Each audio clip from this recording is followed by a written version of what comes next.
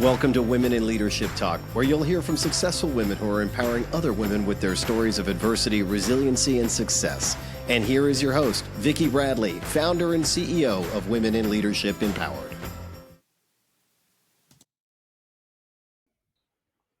Hello, everyone. Welcome to the Women in Leadership Talk podcast. Thank you so much for joining us today. We know you have a choice as to what podcast you listen to, so we're grateful to have you joining us. We have a wonderful guest with many, many accolades on her resume, and we're thrilled to have Mareya Ibrahim joining us today on the WIL Talk podcast. So, Mareya, thank you so much for being here and joining us all the way from sunny California. We're grateful to have you and excited to jump into this conversation. Well, thank you for having me. I'm excited. I'm excited to chat. Oh, good. So I'm going to give our audience just a little bit of background because they're saying, okay, why does Vicki have Mareya on the call today? So Mareya's alias is Chef Mareya, and she's considered the fit foodie, thrives on helping people live their best life in their best shape. She is a nationally recognized food and healthy lifestyle expert and is frequently sought out as a speaker and MC. She's the host of the Real Dish podcast and the author of number one release book called Eat Like You Give a Fork, The Real Dish on Eating to Thrive. I love that. Like, I had to read that like multiple times, Mareya. I was like, eat like you give a fork. Like, that's so fun. So we're thrilled to have you here. And you're also the creator of Fit and Fab Over 40, Meal Prep Club, and the Eat to Thrive programs. So, we know you're a trained chef, you're a holistic nutritionist, brain health coach. That really caught my attention. So today I want us to dig in a little bit as to how that connection with gut, diet, brain, like what happens to us. But welcome. Thanks for being here. And there's many, many more accolades on here. So hard to get everything in. It's really all about helping people capture their best, be in their best shape for their best life. And I really want to, just start out by saying, you're never too old and it's never too late. 100%. Totally agree with that. Actually, it probably is more important the older you get, right? To really make sure you're working on the... I feel that, I think we take our youth for granted and we just assume we're going to be healthy. We just assume like the world is our oyster and we can do whatever we want, abuse our bodies if we want. And as you get older, you do realize that, life is fragile and you really become more intimate with your mortality. And I think, you become smarter about what you prioritize. And I definitely have been through all of that. So I think that's really what brought me to this side is, when you don't feel good, that you don't want to stay there. Yeah, no kidding. And as you're describing that, like, that's really like, I've been there myself and just gotten back into working out and having a very different, healthier lifestyle, incorporating lots of walking and nature and grounded. And so for me personally, I was really excited for us to chat today and dig into this. And so why this passion for food and better health? Like, I know it's the longevity aspect, but how did you get here? It started a long time ago.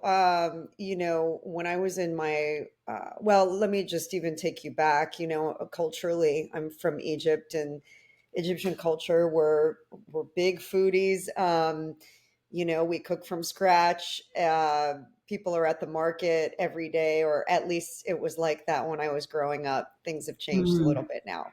But, I would go with my grandparents to the market. We'd buy our fruit and vegetables from the produce guy. We'd go to the dairy guy and buy milk and cheese. We'd go to the meat counter or the fish counter and buy whatever was slaughtered or caught that day.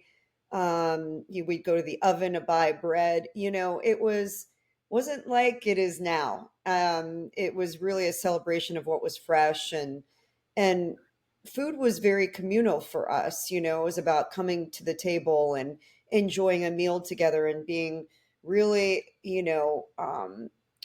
I don't know. It was the gathering place. It was the place where we made memories. And my best memories of my life were, in the kitchen or around the table. So food has always been like such an important part of who I am, the fabric of my being. Um, and it's interesting because when food is such an important part of your life, it can also become a little bit of an obsession, or a little bit, just kind of like, I don't know quite how to describe it other than it can be kind of also a weapon, or feel like your enemy. And I think when I was younger, there was this idea that if we have food, we should eat a lot of it. It's Mm. like this poverty mentality. If there's food in front of you, eat as much as you can. And I was always kind of like, well, I don't feel like overeating. I don't push it on me. So at the same time, it was important. I struggled with this like food pusher kind of mentality in my family. So consequently, I went through my own issues with a eating disorder when I was in my late teens, and struggled with that well into my 30s.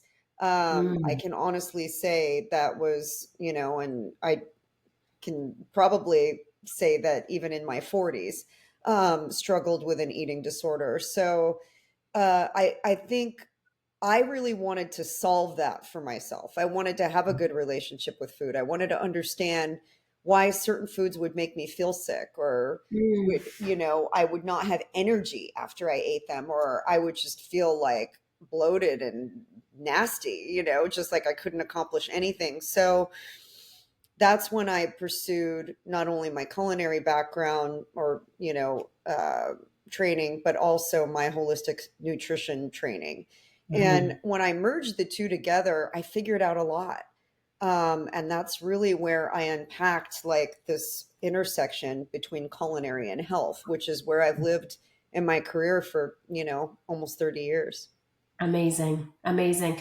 As you were just saying that, of course, a number of people came into my mind when you were talking about, the relationship with food. And I happened to grow up in an era where it was you eat everything on your plate because we worked hard to fix it, to earn it, to be able to put it on your plate. And so you weren't allowed to leave the table until you ate everything, which is where the dog came in handy because you kind of give him what you didn't want to eat, Yeah. right? Yeah. And yeah, and even as I had kids, I remember my mom visiting, and she would be like, "Why are you letting them up from the table? They haven't finished their dinner." And I'd be like, "Well, because they're full. They don't need anything else, right?" And to your point, it does create a lot of habits and stories that we begin to tell ourselves. And so that really resonated with me, what you just said, Yeah. because when do you say enough, right? And I hear my daughter often say,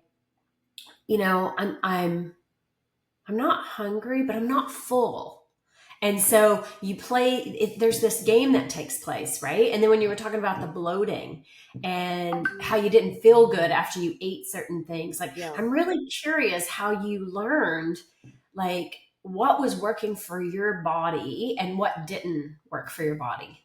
Yeah, I mean, a lot of it is just trial and error, right? And writing it down, I really encourage my clients and people that do my programs to keep a food journal, because you'll start to notice patterns. Mm-hmm. And you'll start to realize, wow, I ate that and I got really gassy, or I ate that and I felt reflux, it was sitting right here, or I ate that and can't quite describe what I felt, but I sure didn't feel like going out and accomplishing anything, Mm-hmm. and that's your body telling you in a lot of cases you have some sort of intolerance or allergy.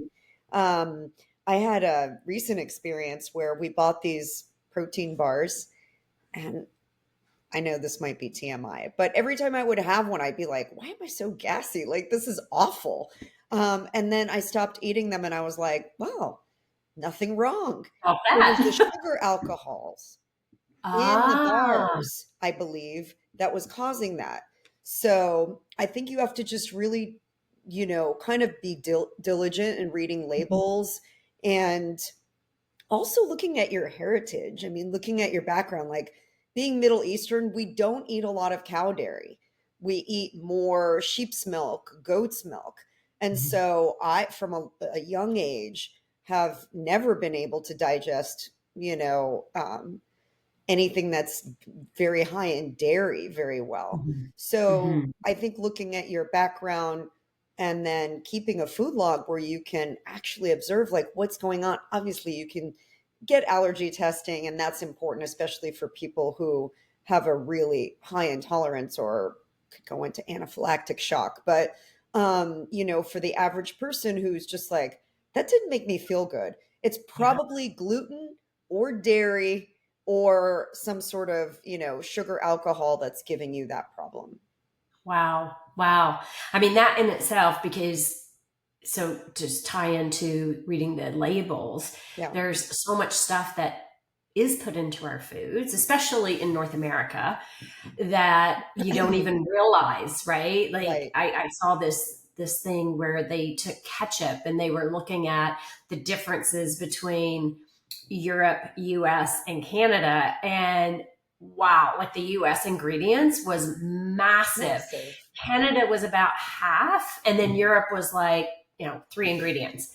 And like just such differences, right? And so to your point, it's like, what are those things that are in it that are causing so much uh, unrest in our guts? Yeah, I And mean, so, there's a lot of distress on that note, just real quick. mhm, Not just what's on the label, but how is it grown? mhm, We are a nation of genetically modified crops, and wheat, soy, and corn are the big three that are also subsidized. So you find them as fillers, and you find them rampant in so many different foods in so many different, kind of forms. mhm, So it's not only important to read the label, but really understand, where is your food coming from. If it's not mhm. certified organic, chances, and it doesn't have a certified non-GMO label or some sort of non-GMO statement, chances are it's genetically modified. So we really have to pay attention to that, because that tends to mean that there's high levels of glyphosate, and glyphosate is, it's just horrendous what the side effects are, from, food intolerance to cancer. So, it just, we have to be such, no longer can you just be an eater. You have to really be a student, Yeah. in order to eat responsibly. Well, that's an interesting point you make, because, and I agree with you 100%. Like I noticed even for myself, I developed colitis a few years ago, Mm, and certain things will trigger me. And there's one particular restaurant that I frequent because it's associated on lots of many ways to my lifestyle. Every time I eat there, I get sick, and mm. especially if I eat any meat from that location. And I thought it was dairy, so I had really backed off on dairy intake. And so I, as a test, one night I ordered tofu just to see if there was any difference. I had the exact same reaction. So then I knew it was whatever they were basting and cooking with. Yeah. So the process they were using was the same for the tofu as it was for the steak, right? And so I mean It I could have didn't been even the oil, it could have been 100% butter. seasonings, they could have been adding MSG or additives that trigger an inflammatory response. And that's the crazy part about going out to eat. You are really captive. You're really at their mercy, because, you don't know what they're adding, you don't know what they're cooking in. And that's why I really encourage people to primarily prepare their own food, because then you know what is going into it. You have full control over the sourcing of the ingredients, how much and what type of fat you're using, all those things, that even like the cleanliness of the food.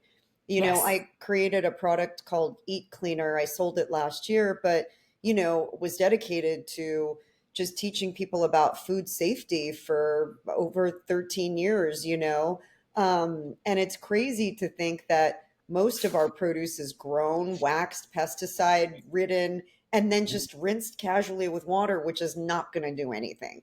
Yeah. You can't cook off pesticides. So it's just super important that we kind of take back control, I think, and really understand and enjoy the process of eating. Um, Food is beautiful. It's a way to be in communion with each other, but it's also the path to health. You Yes. know, every fork of food is going to either boost your health or break it down. Yeah. So we get to really choose. Yeah. Yeah. I love that. You're absolutely right. And so what, so this whole brain, gut health, like, what are your thoughts? Because I know you specialize in being a brain health coach. Like, Yes. what does that mean? Because I'm hearing it, I see it, I've experienced it myself, right? Like this brain fog that happens. COVID highlighted a lot of those issues. Like, what are you seeing, and what are your thoughts with respect to brain gut health? Yeah. I mean, the first of all, our gut holds about 70% of our immune cells. Hmm. So when we think about health and longevity and vitality and immunity, from disease, it sits mostly right here.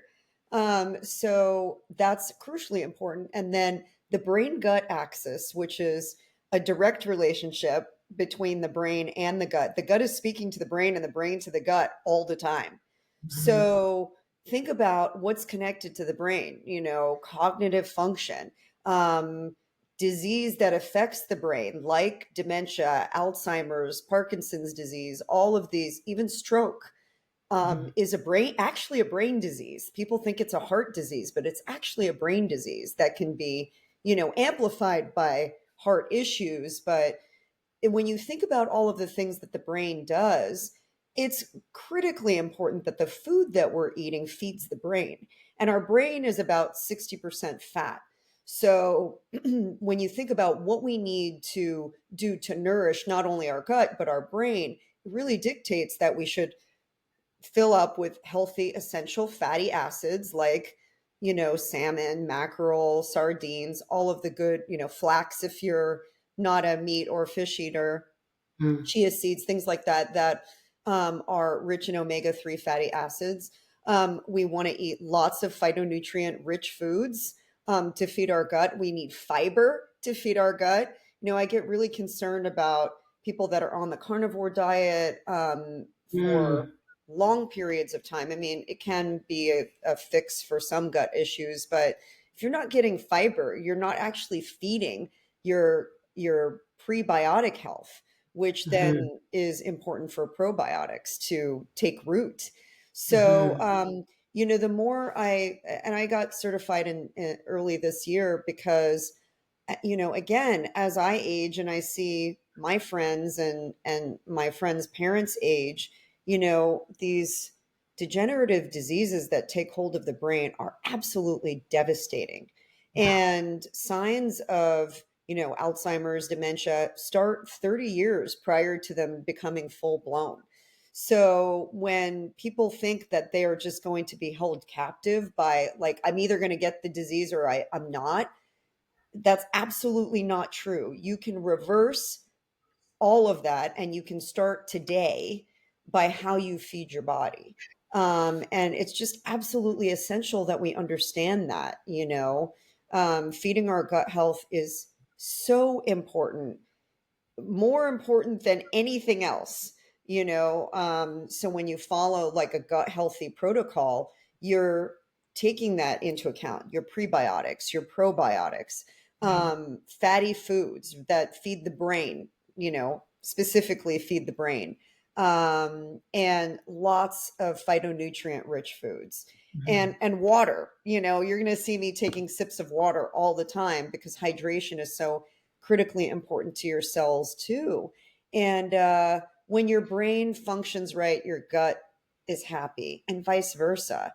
So I think when we can really, tune into that, And what destroys the gut? Well, refined sugar and carbohydrates that are processed, alcohol, artificial ingredients like artificial sweeteners and flavors and colors, and, stimulants. What's one of the worst things that you can do is just to drink excessive or take in excessive stimulants, because that destroys Mm. the gut and your brain too. So all of this is a balance, and I teach it in several of my programs and have a lot of free resources on my website at chefmareya.com. But it's it's not rocket science. It just requires some discipline and, little habits to kind of become your everyday, so that you incorporate these things on a regular basis. Yeah, and I love how you touched on, like, if you don't eat meat or you don't eat fish, like there's other ways to actually get the omegas that you need, which are vital. And what about like supplements? Like, are there certain things that people should be taking on a regular basis that can help, fuel that system as well? Because Yeah. just to what you were saying about the food has been tampered with.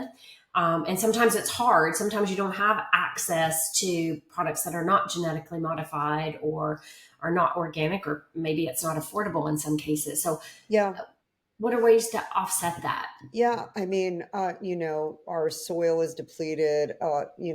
Food travels an average of 1,500 miles to get to us. By the time we consume it, it's oftentimes lost a lot of its nutrient content. Yeah. Um, it's funny you should ask this, because we have a brand new product that I developed. This is not just a product plug, but this is the answer to your question. Is I really thought about this and thought, like, what can we do to add nutrients in an easy, convenient way if we're not getting them from our food? So we just created and released a product called Superfood Sprinkle, and that product delivers over 300 phytonutrients, good fats, protein, antioxidants, adaptogens, electrolytes, and a whole variety of really essential nutrients in a superfood spice blend. And Wow. I made it super convenient for you to just be able to sprinkle a little bit of this really delicious spice blend on your foods. And, there's two flavors. There's the chef's kiss and hot stuff, if you like a little spice. Ooh, real nice. And so far, people are just like blown away by how good it tastes, but then also like how good they feel after they eat it. Mm. It helps with digestion. It helps with, some of these nutrients, in particular, black cumin seed, which comes from Egypt. It's something that I grew up with and something that I was really excited to have as the primary ingredient in the product, because it's documented in hundreds, if not thousands, of scientific studies for its benefits, from, helping with shrinking cancer tumors, Oh, wow. to, helping with blood pressure, helping people with blood sugar issues, people that are diabetics taking it. And the active ingredient is thymoquinone. So really, do your due diligence or come to our website at mysuperfoodsprinkle.com. We have a ton of research and information on why black cumin seed is just this incredible miracle. Even in Arabic, it's called the blessing seed.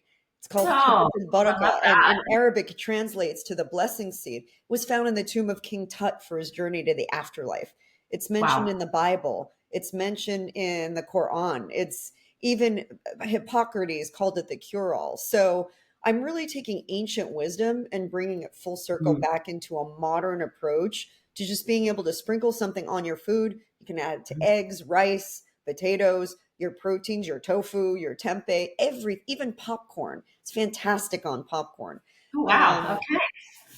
and upgrade, we like to say upgrade your plate, Mhm. so you can do that very easily. You can also, lean into just food. Again, I think the answer's in food. Like, I have a recipe in my book for, and it's also on our website, for what I call the real vitality tonic.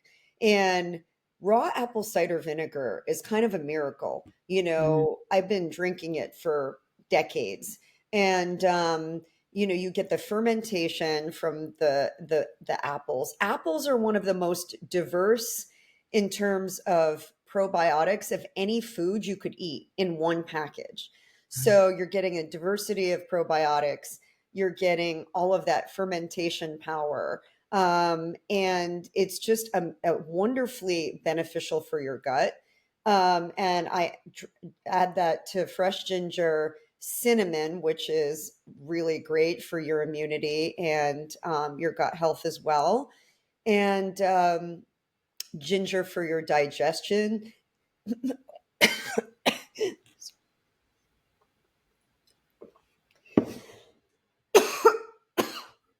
I'm getting over this bronchitis. So every once in a while, it like kicks up. Uh-oh, has a little fit. A little lemon juice and drink it warm or cold. It's so fantastic. Oh, lovely. Like, Yeah. do you do it like a sipper or is it a Yeah, you can shot? drink it. I like it hot, but you can have it cold too, or room So temperature.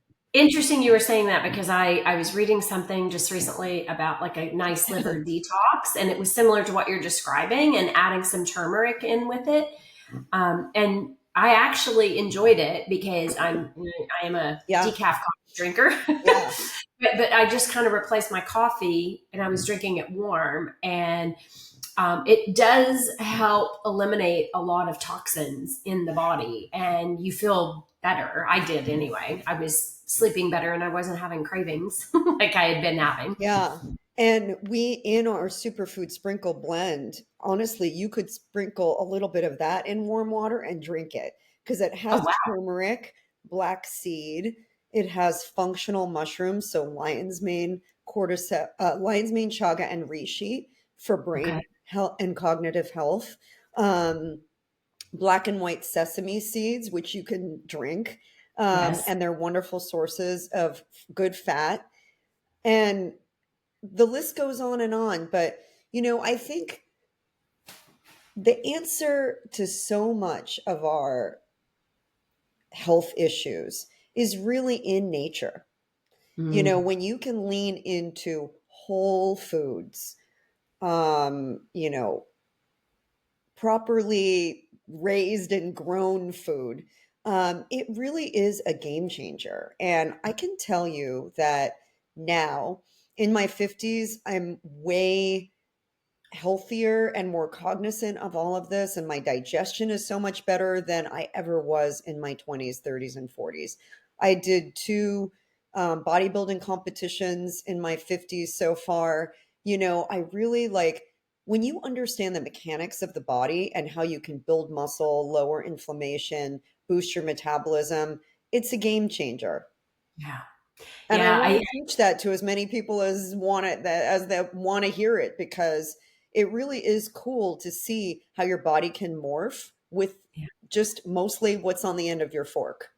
Yeah. Wow. I love that. I love that. So that brings up a question that a lot of women in our audience, especially, um, lots of conversations around menopause Mm. and what happens to our bodies, right? When Oh we yeah. get to our late 40s, 50s, like I was a little younger when I started experiencing perimenopause, but like there is a reality that we start putting on weight, we get the brain fog. So how does and I'm assuming it's the same, but that all gets amplified. So how does our diet, our exercise, like how does all that play into compensating for menopause? It's everything.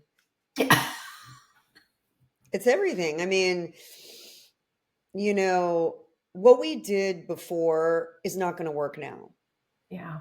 If I can encompass it in one sentence, like what you did before menopause is not going to work after menopause.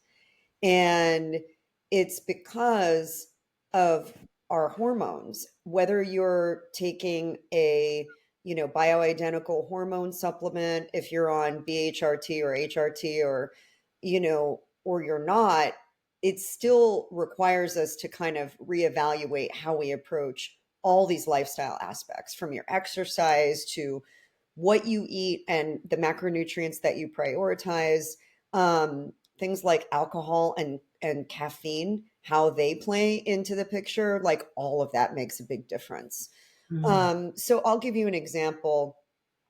I officially am in menopause this year. So I'm 55 and just kind of like transitioned the full 1 year.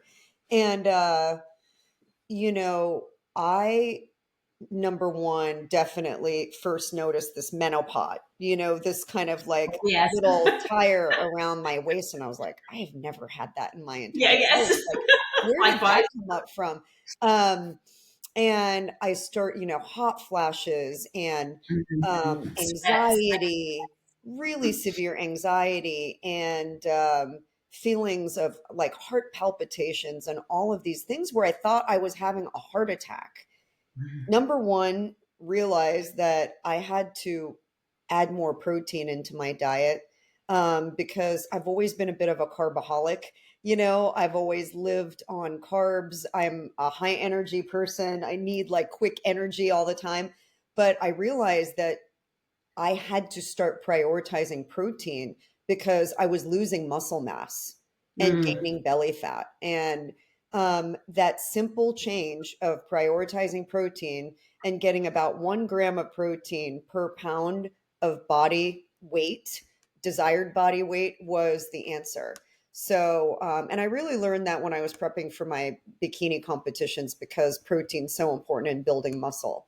And muscle is the longevity organ, period. So Mm. the more we can build muscle and reduce body fat, not just from an aesthetic or, I will feel better in my or look better in my jeans, but a true health perspective, it's Yeah. really important. So prioritizing protein. Protein is the only macronutrient that we must eat in large amounts, Okay. followed by good fats, which you don't need as many, but they're still essential. That's why they're called essential fats, fatty acids. So you need good fats. So getting in the nuts and the seeds and the avocado, the fatty fishes, like we talked about, all really important. And then the funny thing is, you don't actually need carbohydrates.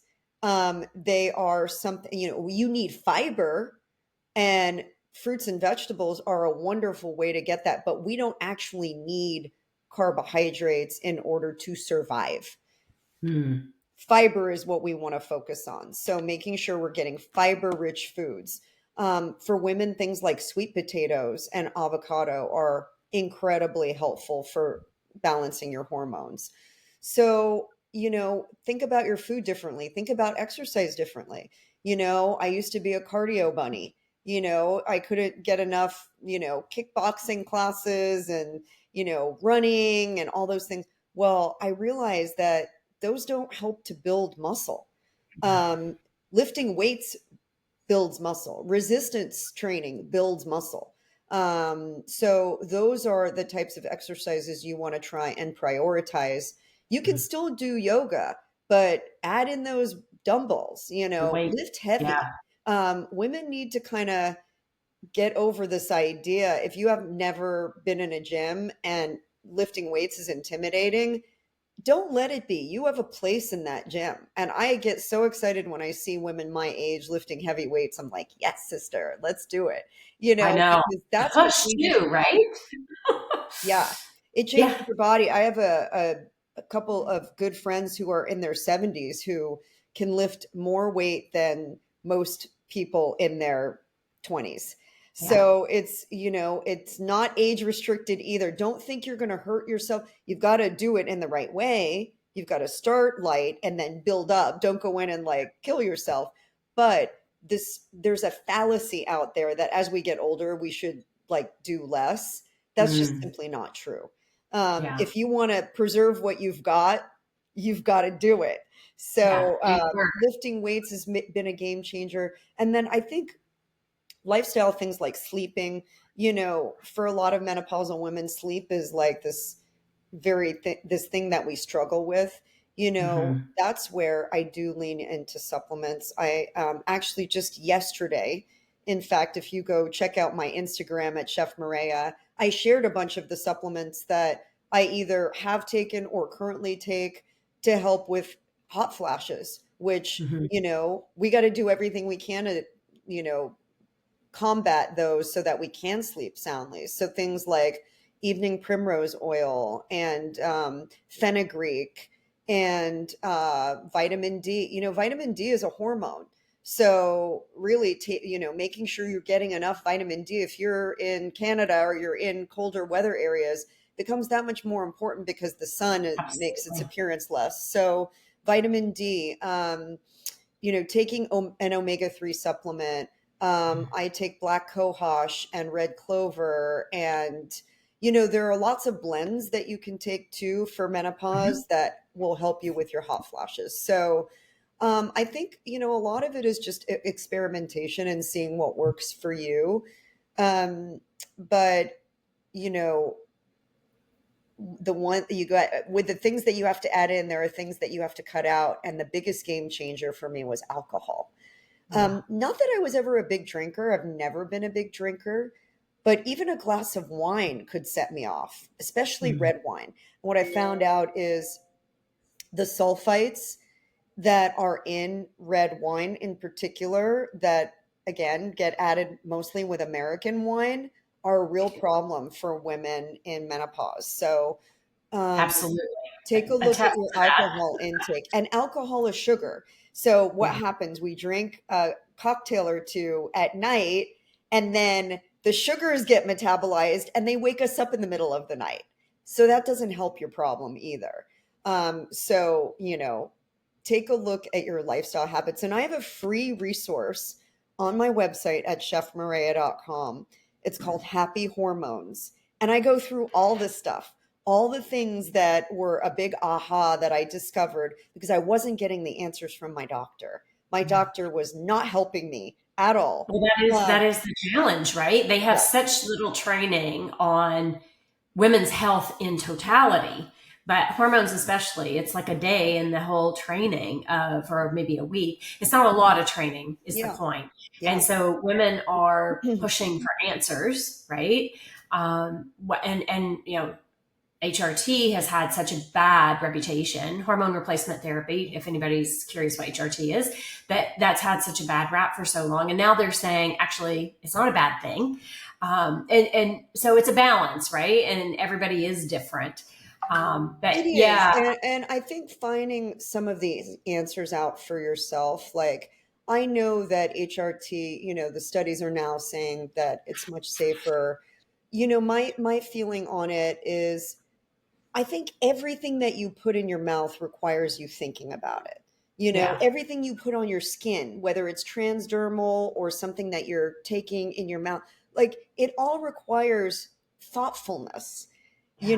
It Great that point. goes to say, like, even the lotion you put on your skin. I mean, your skin is your largest organ. So Yeah, you have to make a choice. If you decide that taking something, a pill or putting a patch on is fine for you, then do that.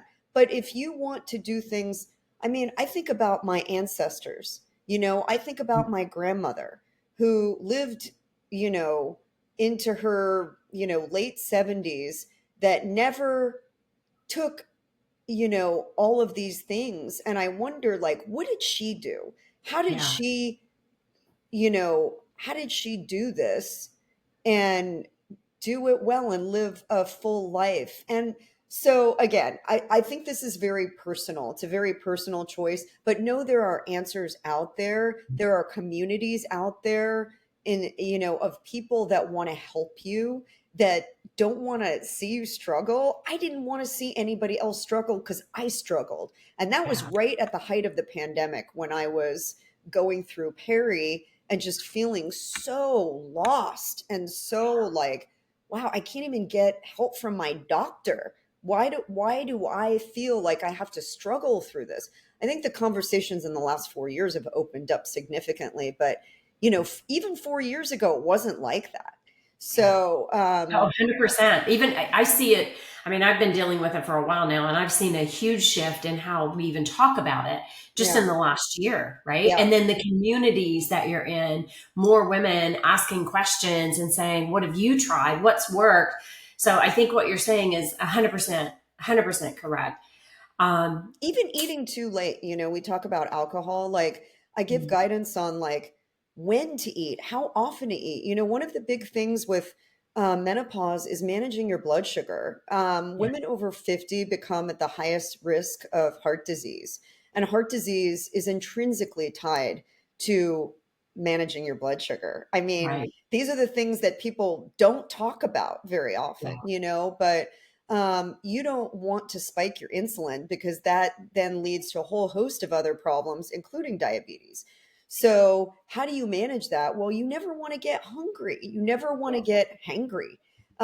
So, eating smaller amounts that are easier to digest more frequently throughout the day can be a really powerful way to manage that. So, these are just all there's so we could talk for days about this, but exactly. I think you have to look at the big lifestyle buckets, which is food, exercise, supplementation, sleep and stress management, and mood. How do you Yeah, manage your mood? How do you manage your anxiety? How do you manage stress? That's kind of coupled with sleep, but sleep is almost its own thing now. But because we go through all these hormone changes and we start to not feel like we're ourselves anymore. So exactly. those are all things that we have to manage through lifestyle. Yeah, love that. Thank you. So I am cognizant of our time. I want to give you a moment here just to share with the audience. Like you've said it, but I want to recap it here at the end. Like, how do they find you? You've got the Real Dish Show, so your podcast is thriving. You've got lots of resources. You've got your different programs. How do people find you on the different social channels and your website? Yeah. The main place to go is chefmareya.com. That's kind of a springboard for everything. There you'll find a link to the podcast, The Real Dish. You'll find my books. You'll find program free resources. All of my programs are free. There is nothing you're going to pay a dime for. I just want to give all this stuff away so that people feel better and can thrive. You'll find Superfood Sprinkle. You can also go to mysuperfoodsprinkle.com. It really is an awesome product. I'm really excited. It's like such a labor of love, and we're donating 1% of all sales, not just profits, but sales to the farmers in Egypt that grow this miracle of a seed. Oh, Yeah. amazing. Yeah, it's really Awesome. exciting to see what we can do to transform their lives and their the generations to come. Um, That's and amazing. Chef Mareya on Instagram and Facebook is where I hang out the most. Awesome. Awesome. And is the sprinkles, is it the only place they can get it from your website or? Currently, we'll be on Amazon soon. And if you're a small business and you want to bring it in for your business, we're also on fair.com, Awesome. FAI.com. Yeah. Beautiful. Chef Mareya, this has been so informative, so fantastic of a conversation. Mm. Audience, I know if you could like chime in right now, you'd be like, okay, tell me more. We could go on for hours. But I sincerely, I want to thank you for everything that you've shared today and educating us on different ways we can have stronger vitality, better health, and all the resources that you provide. So thank you so much for doing that and being with us today. We're grateful to have you here. Thank you, And Vicky. everybody heard, like you can find, just look up chefmareya.com. It's Mareya. Yes. Just so, because of those of you who can't visually see, I want to make sure you know how to spell it. You're listening to Mareya. the audio version. And I strongly, when you go to the website, you'll see I encourage people to live their life in their best shape. And shape is an acronym. It's not just your physical shape, it's your spiritual soul shape, it's your heart shape, it's your attitude, it's your, you know, physical shape and your emotional shape. That's what shapes the whole you. So don't Yes. forget the whole you is much more than what's on the outside. It's the sum of all these amazing parts. And I believe that we can feed our best life today, and we are the chef of our best life, but we have to make those decisions that a chef would make in the kitchen. And it's all just a great recipe. So, Lovely. eat and repeat. Eat and repeat. Love it. Thank you so much for joining us. We're grateful to have you here with us today. And I want to take a moment and thank our audience. Thank you so much for joining us. Please do share this episode. Like, there was so much richness and, great tips for you to take and share with your girlfriend group, your male group. Like, this is true for everybody, whether you're male or female.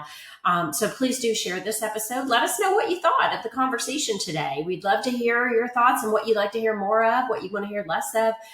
So thank you again for being here.